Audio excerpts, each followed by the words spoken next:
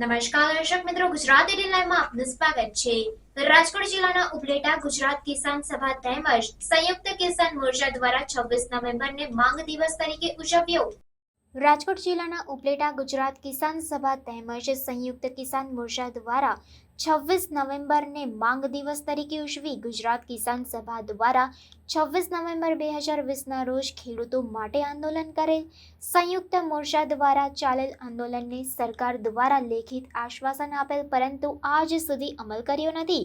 ગુજરાત કિસાન સભા દ્વારા માંગ દિવસ તરીકે મનાવી સરકાર પાસે એમએસપી તેમજ ટેકાના ભાવે ખરીદી કરવા કાયદો બનાવવો, ખેડૂતોના દેવા માફ કરો, વીજળીનું ખાનગીકરણ બંધ કરો, સ્માર્ટ મીટર લગાવવાનું બંધ કરો, પાક વીમા શરૂ કરો, મજદૂરોના 4 નવા કાયદા રદ કરો, મનરેગાનું બજેટ ઘટાડવાનું બંધ કરો, મનરેગામાં 200 દિવસની રોજગારી આપો સહિત વિવિધ માંગણીઓ સાથે માંગ દિવસની ઉજવણી કરવામાં આવી।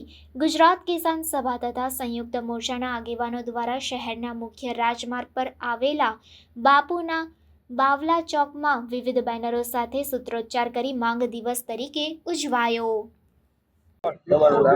મારું નામ ખીમાભાઈ રબારી, ગામ ઉપલેટા। હું એક ખેડૂત છું।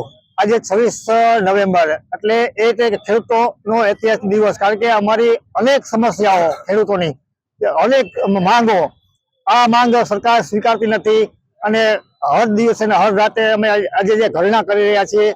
આજે 26 નવેમ્બર એટલે આજે અમારો ઐતિહાસિક દિવસ છે, કારણ કે અમે એટલા આંદોલન કરેલા છે દિલ્હી બોર્ડર ઉપર, હરિયાણા બોર્ડર ઉપર, બધે, પરંતુ સરકારને શું વાંધો છે? સરકાર કેમ ખેડૂતોની દુશ્મન હોય છે? આજે ખેડૂતનો દીકરો અનેક સમસ્યાથી પીડાઈ રહ્યો હોય અને ખેડૂતોની અનેક સમસ્યાનો કોઈ સમાધાન ઉકેલ ન લાવતા હોય, આ સરકારથી હવે ખેડૂતો કંટાળી ગઈ છે અને દિવસે ને દિવસે અમારી માંગ ઉગ્ર બનતી જતી હોય અને સરકાર સાંભળતી ન હોય, તો આજે અમે 26 નવેમ્બરના દિવસે અમારો ઐતિહાસિક દિવસ મનાવી રહ્યા છીએ અને આખા ભારતની અંદર જે અમે અમારી માંગ તટસ્થ બને, આ માંગની સાથે અમે ધરણા, દેખાવો કાર્યક્રમ કરી રહ્યા છીએ। કારણ કે ખેડૂતનો દીકરો અત્યારે તમે ગુજરાતની અંદર જો અતિવૃષ્ટિ જો ભોગ બનેલા હોય એ લોકોને અત્યારે જે સહાય મળવી હોય એ મળવા પાત્ર નથી, કોઈ પાક વીમો નથી। અત્યારે ખેડૂતોને ડીએપી ખાતર જેવી ઘટ હોય એ પુરવાર કરી શકતા ન હોય, તો આ સરકાર સદંતર નિષ્ફળ ગઈ છે અને ખેડૂતોની જો માંગ નહીં સ્વીકારે તો આગામી દિવસોમાં અમે આનાથી પણ ઉગ્ર કાર્યક્રમ કરશું। એ અમારી માંગ સાથે અમે રસ્તા પર આવવું પડે તો પણ આવીશું। બસ, જય જવાન જય કિસાન। તમારું નામ? મારું નામ ડાયાભાઈ ગજેરા, ગુજરાત કિસાન સભાનો પ્રમુખ છું અને સંયુક્ત મોરચા ગુજરાતના કન્વીનર તરીકે કામ કરું છું। આજે 26 નવેમ્બરના રોજ દેશભરમાં સંયુક્ત કિસાન મોરચાએ આહવાન કર્યું છે કે 2020ના રોજ જ્યારે 26 નવેમ્બરે આંદોલન શરૂ થયું હતું અને 13 મહિના સુધી ચાલેલા આંદોલન સાથે સરકારે ખેડૂતોની માંગણી અંગે કરેલ લેખિત આશ્વાસન નો આજ દિવસ સુધી અમલ થયો નથી। એટલે આખા દેશની અંદર આજે માંગ દિવસ તરીકે ઉજવવાનો અને ખેડૂતોની જે માંગણીઓ છે, એમએસપી ટેકાના ભાવે ખરીદવાનો કાયદો કરો, તેમજ ખેડૂતોના તમામ દેવાઓ નાબૂદ કરો, પાક વીમા યોજના શરૂ કરો અને વીજળીનું જે ખાનગીકરણ છે એ બંધ કરો અને સ્માર્ટ મીટર લગાવવાનું બંધ કરો।